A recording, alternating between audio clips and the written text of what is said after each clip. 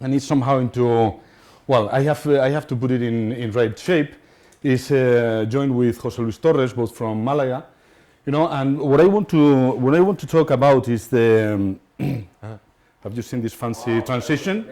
Yeah, so, okay, so I want to talk about this equation. I want to talk about debt, and in particular, I want to talk about the debt problems where Greece and Spain and Portugal are into right now, right?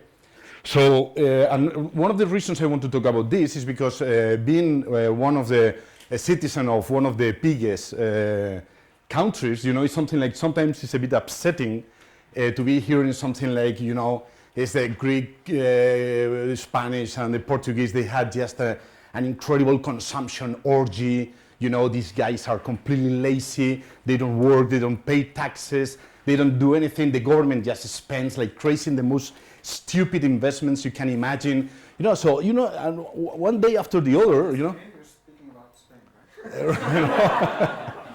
Well, you know, in fact, I would like to, I'm doing this for Greece, but I want to extend this for, in some months, I would like to extend it for Portugal, for Spain, and then and to get a picture about how it goes. So the thing is the following. What I'm going to do is just to take that equation, to put it in a steady state form. So I'm going to build a model that is going to reach a steady state. And what I'm going to do is just to, you can see that you have debt divided by output, and you have government spending divided by output. So what I'm going to do is just to draw this line, right?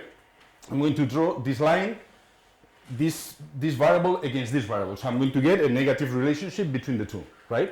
And what I want to do this, well... Okay, so why not a balanced growth path with a constant growth rate in there? Well, yeah, well, it's a particular case which is zero growth rate, so I just decided, okay, but it could be done with okay, so now the thing, and I like this form, because here you can see that you can build two types of stories.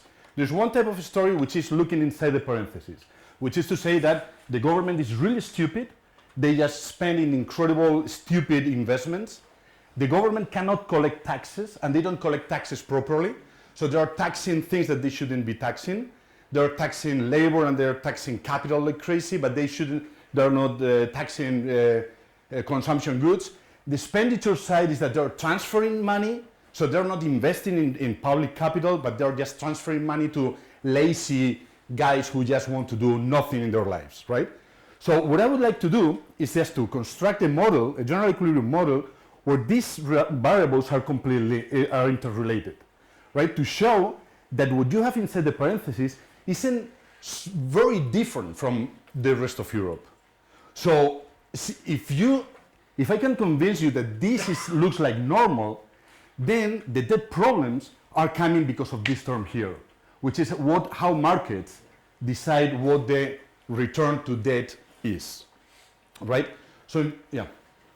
So if you're going to make an aggregate analysis, right, you're going to completely silent about the quality of the investment. Yes, absolutely, yeah, yeah.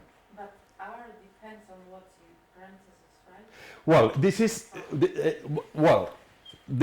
let's see how it goes, right? So we can see. So the thing is that either you have something that is fundamentally wrong with the economy, or probably you have some other mechanism, which could be something like self-fulfilling crisis or this kind of stuff. It's not that I want to build a self-fulfilling crisis model. It's that what I want to show is that ruling out that the problem is here, then it must be the case that the problem is here.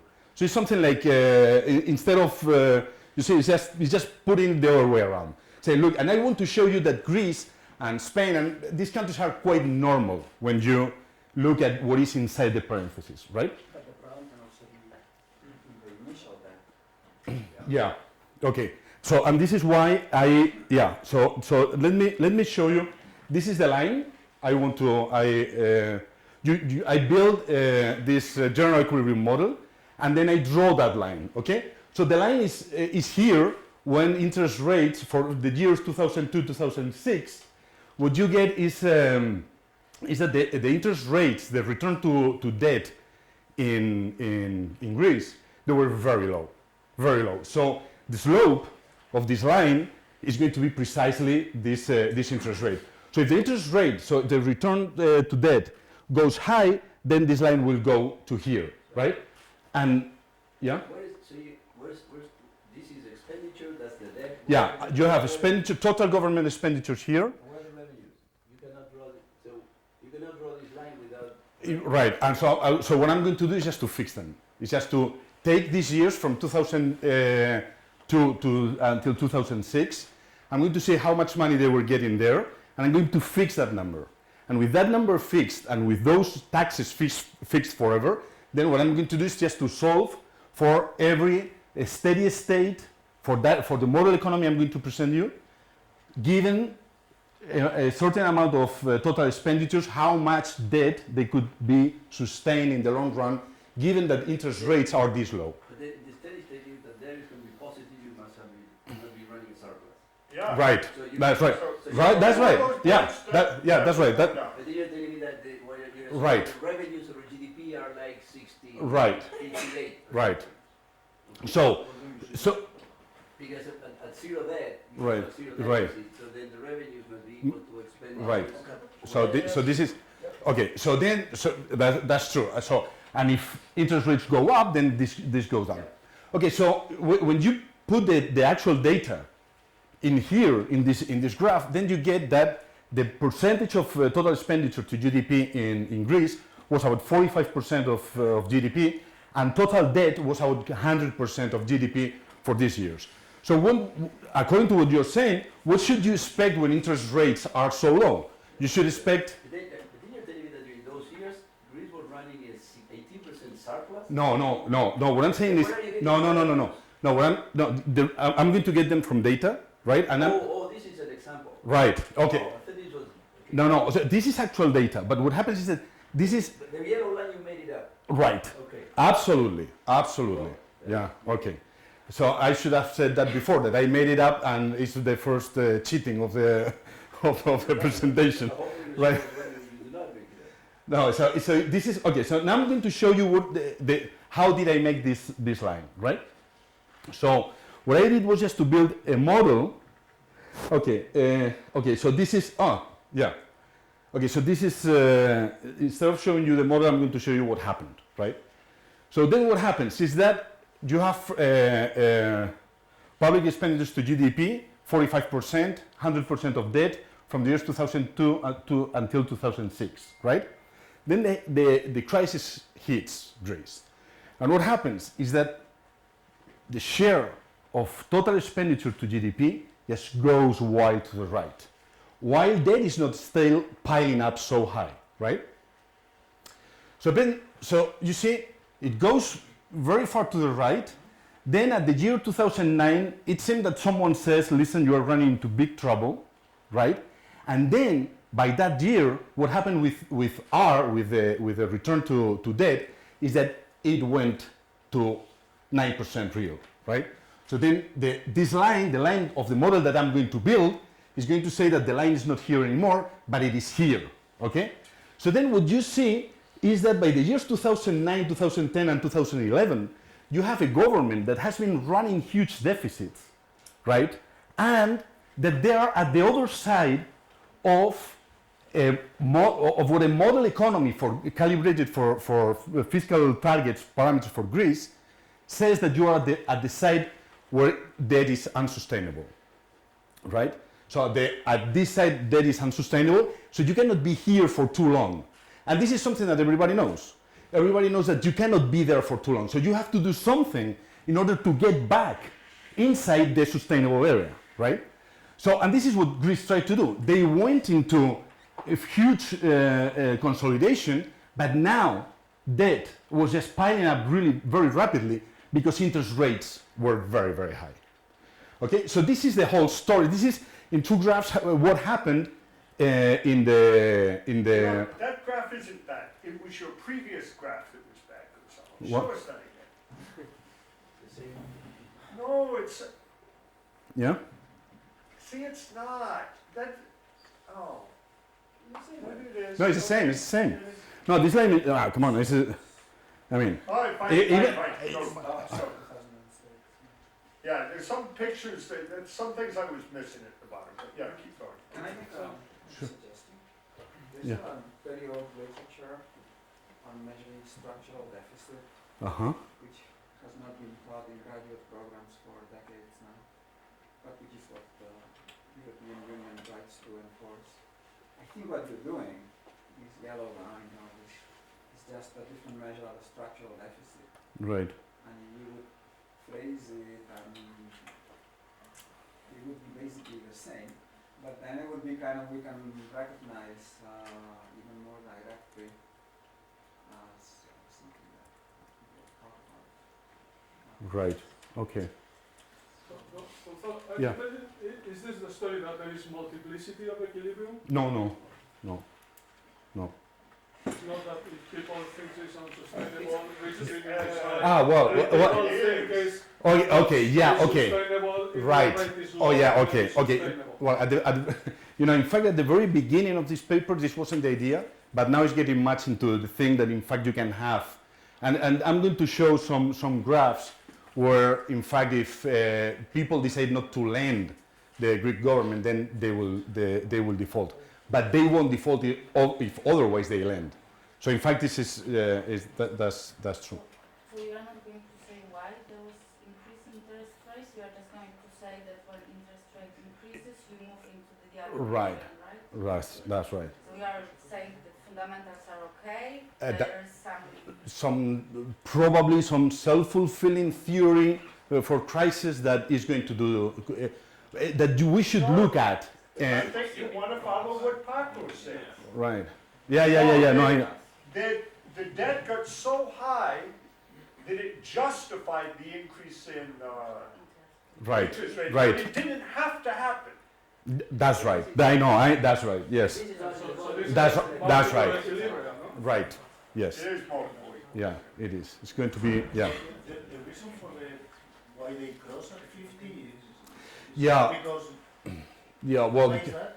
No, it's because what happens is that when you change the interest rate, then I have to change the value of beta in order to compute steady states, right? So they are linked. They are linked in a very specific way that I can show It's you. not a coincidence that this is No. 50. No, it's not. No, it's not.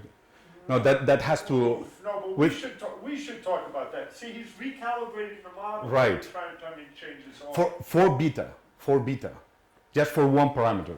Too much. But in fact, it's recalibrated. why, if you're thinking this is a steady state, you can think that this moves. No, but what happens is that to compute the steady states, one of the necessary conditions I have is the relationship between beta and R. So if you're changing R for, sorry? You're not changing it forever. Yeah, well, You're but yeah, assuming that this that's is right. a No, that's steady true. state. That's true. So in fact, these lines are just instrumental in order to, as the kind of as the signal that the markets are going to get in order to say Greece cannot be there forever.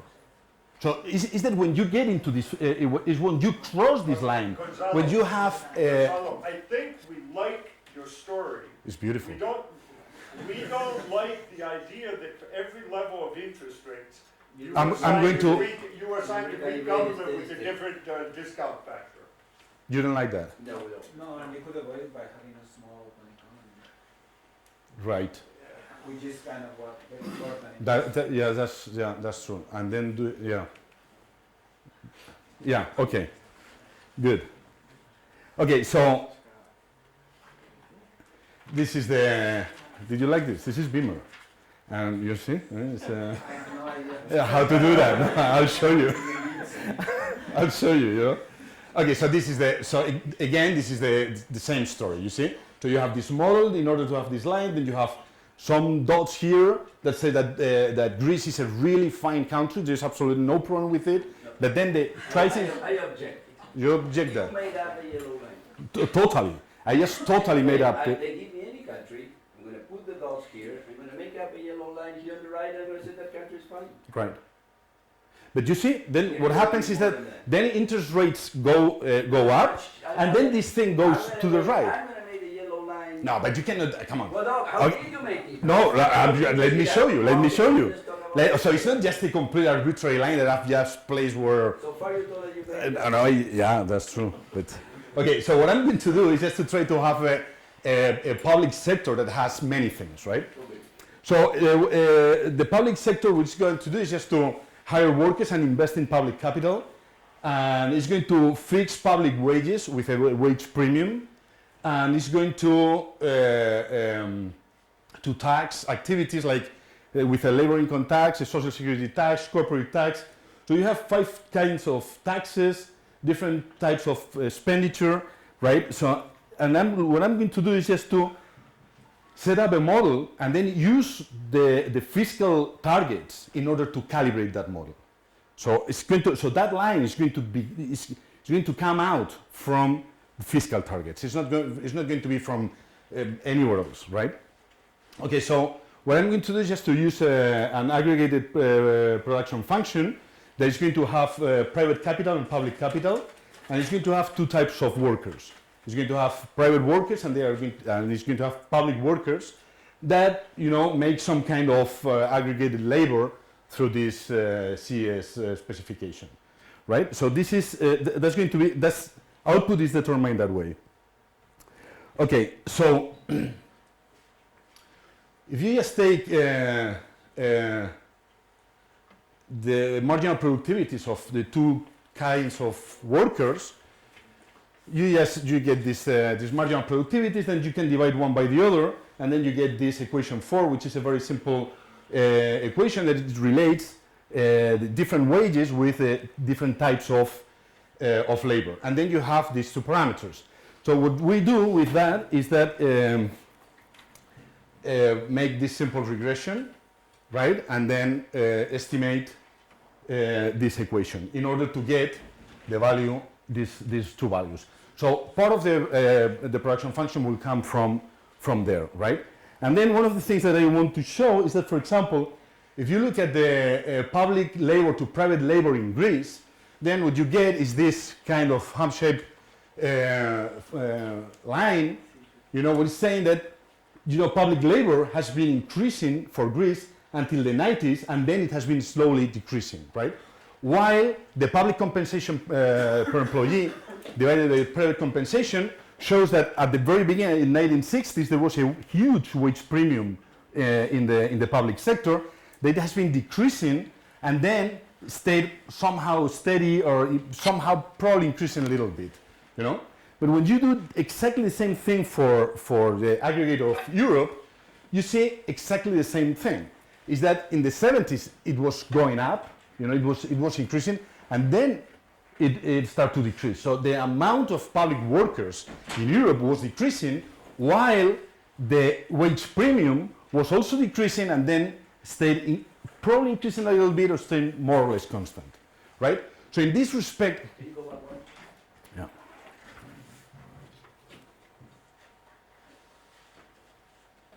Okay.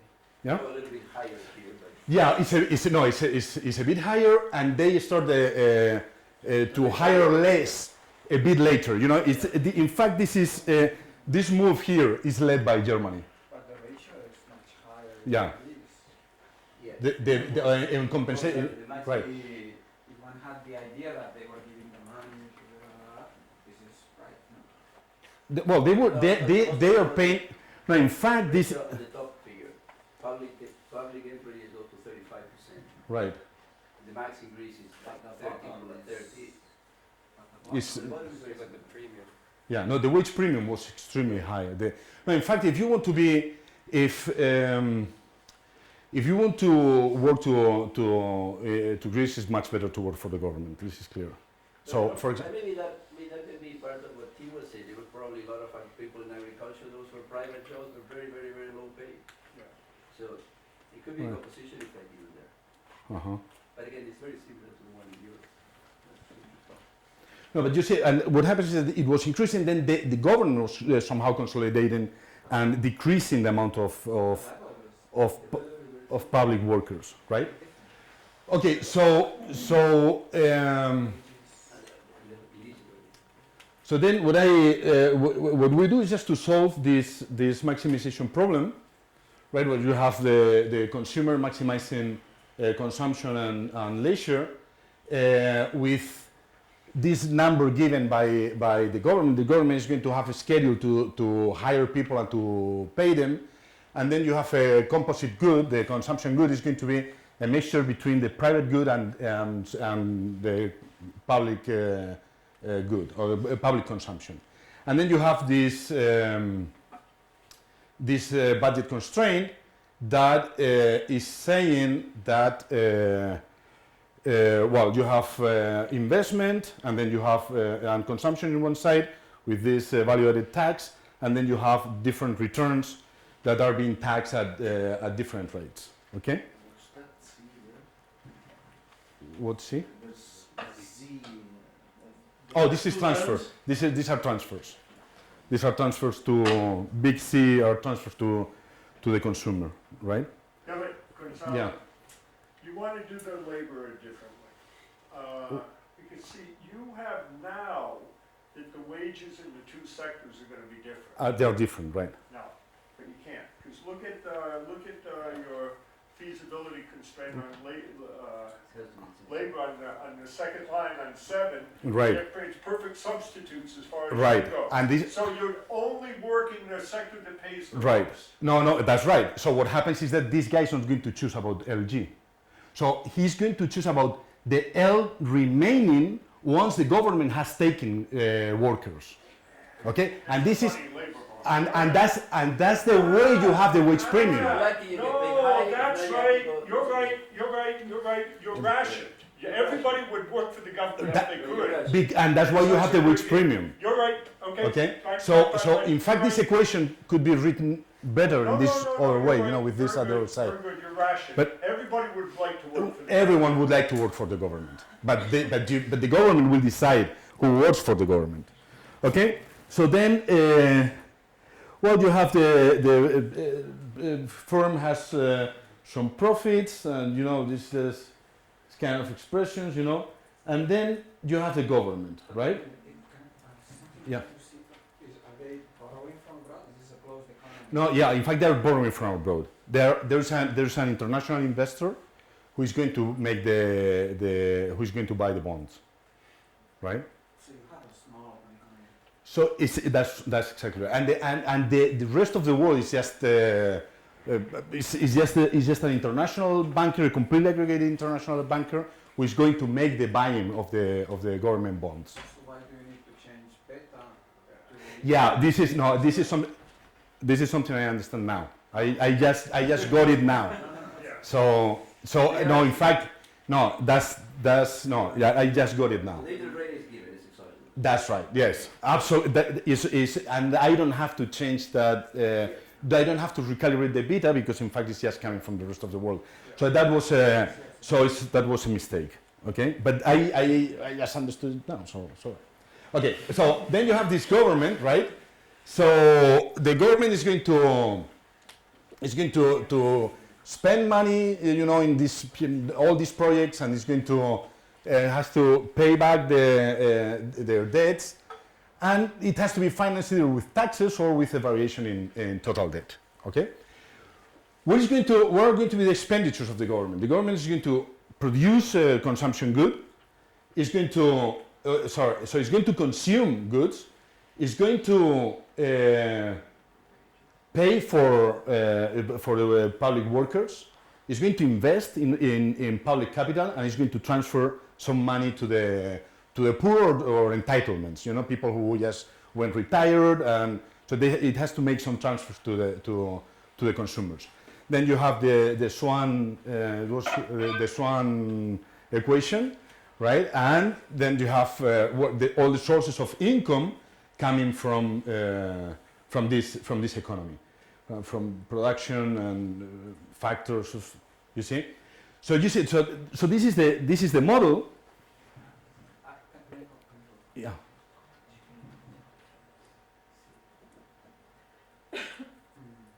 what is TAWS? Social security. So you Right. you need that, no? Because it's okay. The part that multiplies public workers. Right. Okay, so then What I'm going to do now is just to, that's going to be fixed, this is going to be fixed. How many workers also pay labor? Ah, okay. Yeah. Okay. So from total government expenditures, fixed fractions will go to the government, to investment, to pay public workers, and to transfers.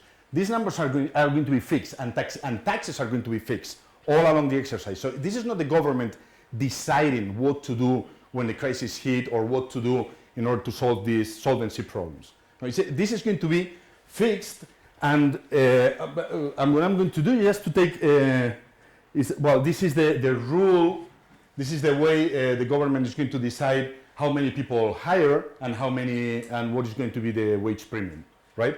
So then I have all these parameters that I'm going to set them up in order to get the proper ratios, LG divided by LP and WG divided by WP.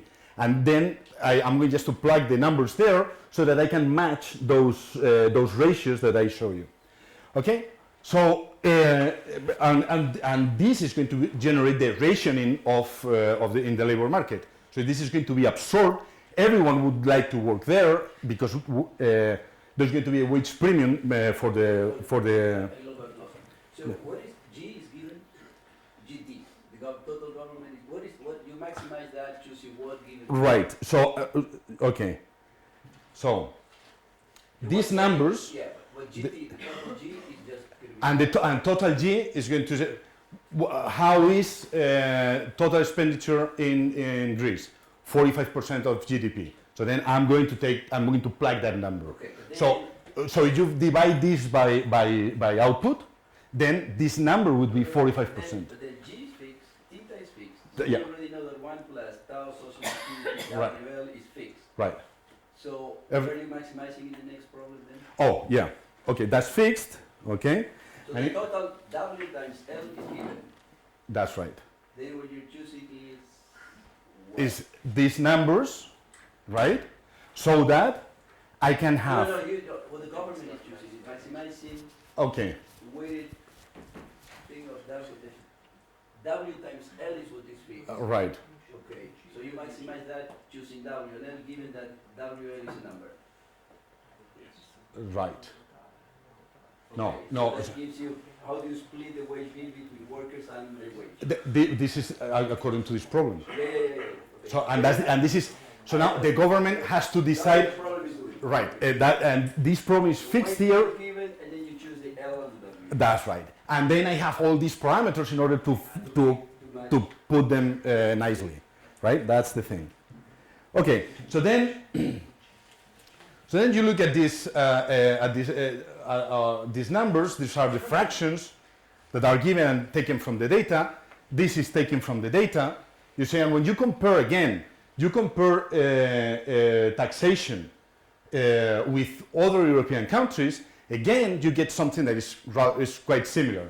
And when you look at total transfers for investment, consumption goods, entitlements, etc., then again you get numbers that are quite, there's nothing that you would say, look, Greece is clearly a different country. You see? Well, that we So- have to believe you. So that Yeah, no, well, you don't have to believe me because, in fact, this, you can find it in Mendoza and, One can show us those for Spain. They don't look that different. right, It's more- that's right. So, I mean, you just look at these numbers and they really don't look that different. So then, here comes the thing.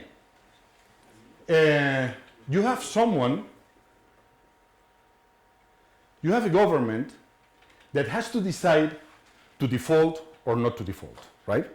So what I'm going to do is just to compute the following. You have in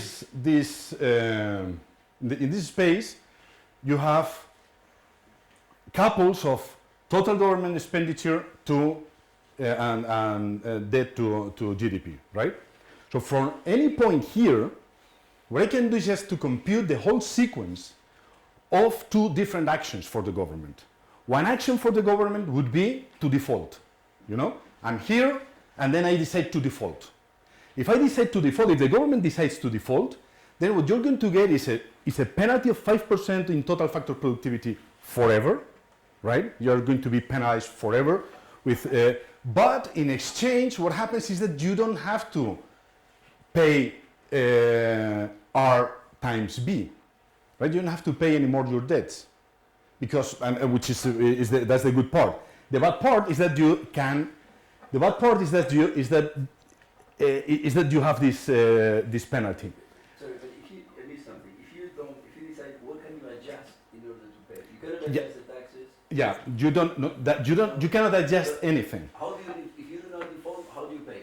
So, If you cannot adjust anything. okay, and then there's the other option, which is that either you can default or you can pay back at maturity. So then the bonds start to mature, and then I just take that amount of money.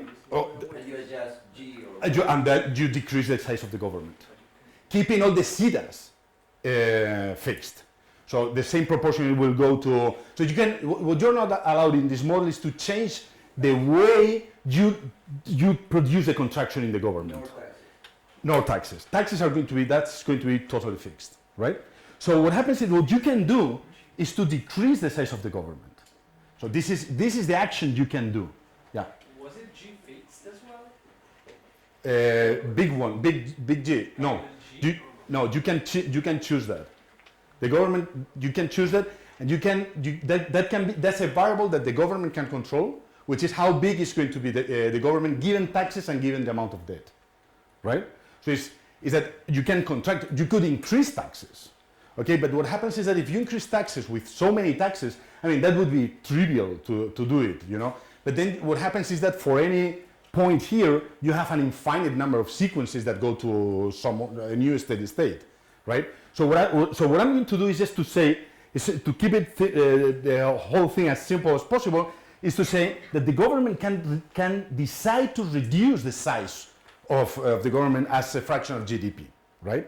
It's not going to decide on CEDA, in the collection of CEDA. So the entitlements will be the same fraction, investment will be the same fraction, but in a smaller government, okay?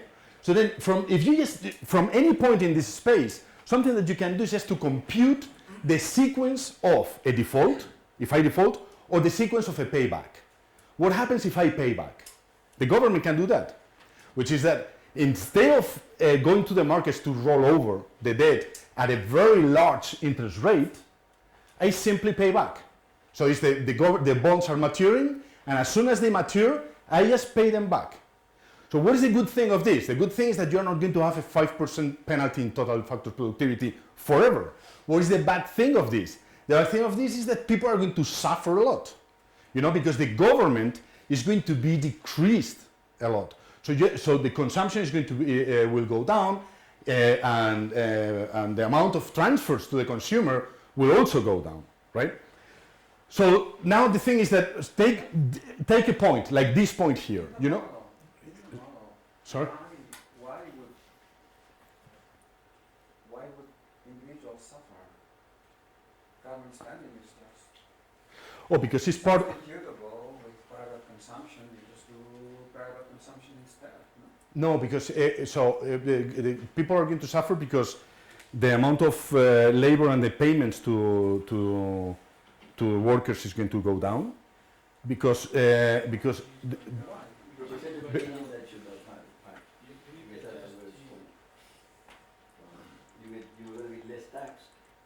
no, taxes are the same. The wage will go down because there is a smaller G. Right. The transfers abroad. Right. And there are transfers abroad. You're just transferring the money out. Yeah. You reduce it to the size of the government. It's either giving we getting So transfer. the problem is not reducing the problem is not reducing G. The problem is capitalized income. Right. Yeah. Right. So then, okay, so imagine that from that point, then you can compute these two sequences, the sequence of a default and the sequence of a payback. So if this is what would happen with private capital, with public capital, this is what would happen with total labor. So I'm assuming here that if the government, the Greek government decided to pay back all their debts, in 4 years they would have done it.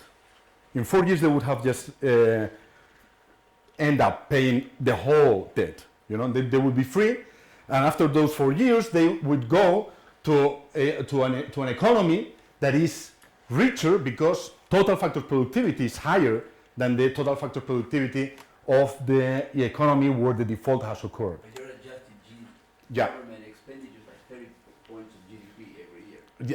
Yeah, that's it. That's true, which is brutal. I mean, is that 30% is just a dead limit, you know, because if you look at the amount of people who lives on these transfers from the government, and you see that it's quite a large number. Okay, but so what happens is that you see is that the contraction is just enormous. Yes, you start from 55, which was the number I picked. It was 2009. That was the size of the government, 45. So then it has to go down. Then they suffer for 4 years, and then it goes up again.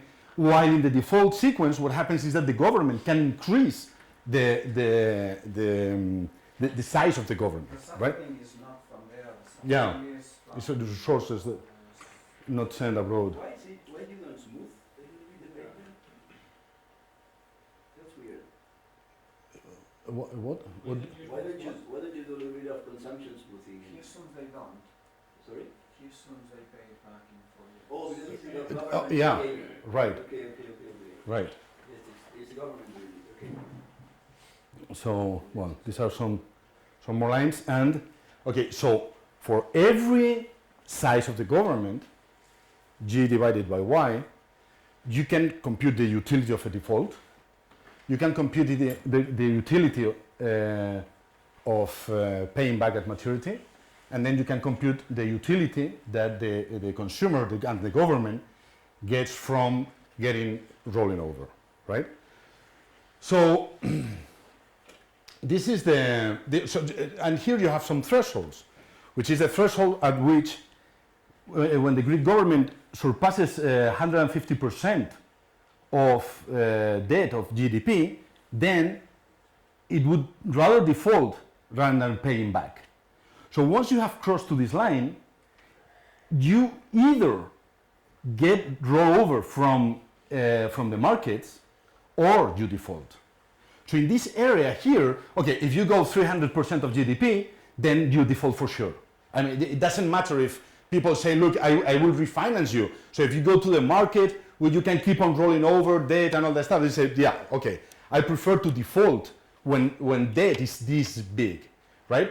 So then you have this area where the government, if the government runs into this area, then what happens is that now the markets are going to decide what's going to happen. If something happens, some kind of, it can be a sunspot viral, what can be the sunspot? The sunspot could be something like the German government saying, ooh, you are having problems.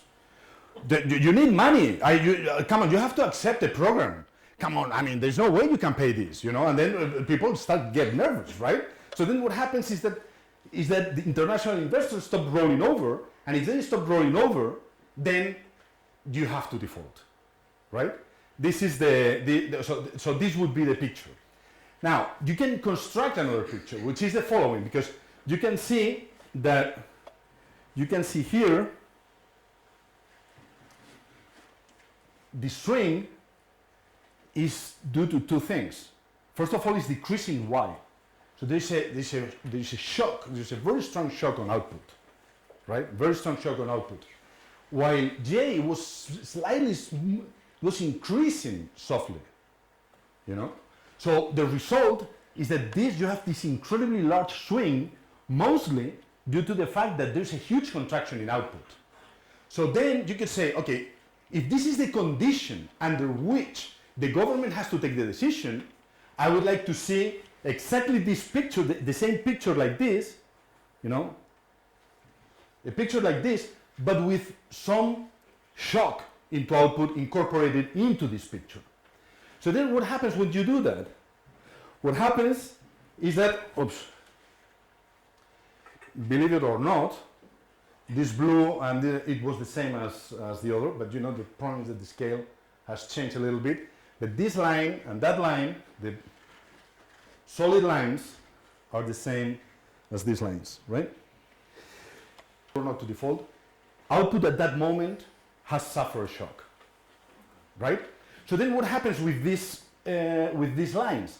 Something is that the lower bound is almost unaffected, but the right bound, when you default with probability 1, in case that you go to that side, moves a lot. So then you see that if you were in a place, let's say like here, where in normal times, nobody's suspecting that you are that you could default or anything like that. In normal times, your debt to GDP level is such that you need the rolling over from international investors. But what happens when you get hit? Then these lines move to the right, and then you're left totally outside.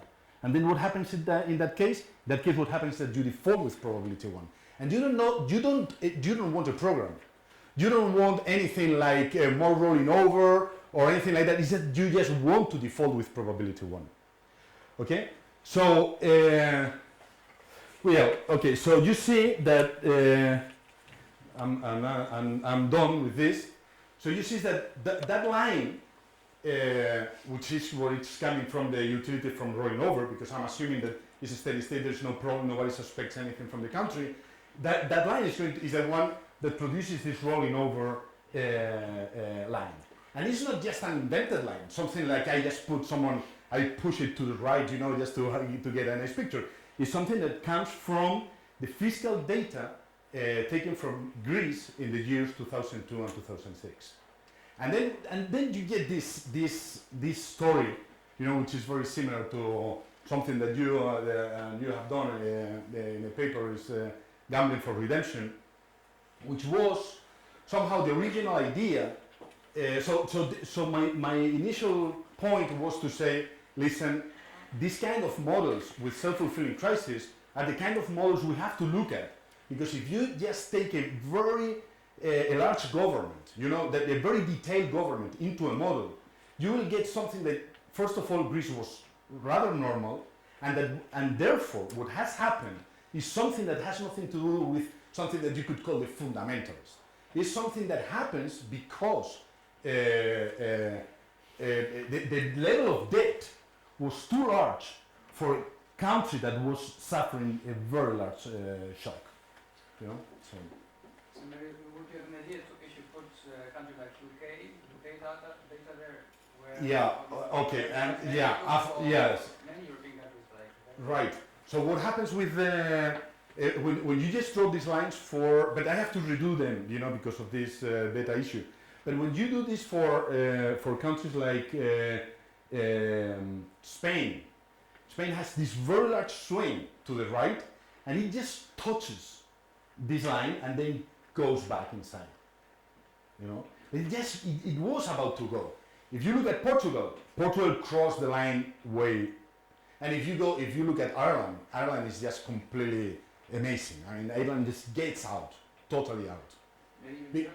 Because taxation was very low for private capital, and so here taxation has an issue, has something to do in the case of Ireland, clearly. You know. It does depend on your 5% assumption until the. Yeah. It's a number I just took from these guys. You have lump sum taxes here. No. I have a lump sum transfer to the consumer, but all yeah. So you transfer to consumers. The one story with Greece is that they were borrowing to use G, and this is what we showed with at least partially confirm this. And then they finance G, and G goes into output. You know, if they would have borrowed to burn the money, it wouldn't have gone into output, but it's the same. They burn it all the same because Right. they have these civil servants. discounted as GDP, even though they don't do anything. Right. You don't have it. You have this line gets closer to the initial. Because the Yeah. G here goes into the utility. It goes into the utility. Some of it goes into utility, but some of it goes to feed public capital. So there's. Right, so the story would be they didn't do this. They were getting these loans not to do any investment, public investment, and not to do any useful government spending, Right. but to burn it. Right. It was counted as GDP because Right. we have the system of national accounts the way we do it, Right. but it wasn't really. So this is not Contributing here, to GDP. This is not here, is it? This is not here. This is not here. I would try to put it in. Because this would justify what the reason that output went down is because it was always low. It's just that it wasn't counted properly. Right. Because we don't know how to count Yeah. it properly. Yeah. Well. This is a big issue with, in particular, with Greek data because everybody says that they were cheating like crazy. Is that? But that's Albert's not just No, saying. yeah. This is another issue. This is just accounting. Sorry, Ken. Go ahead. No, I mean,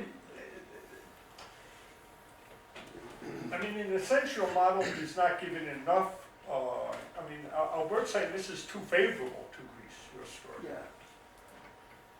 So you have all the government spending is productive here.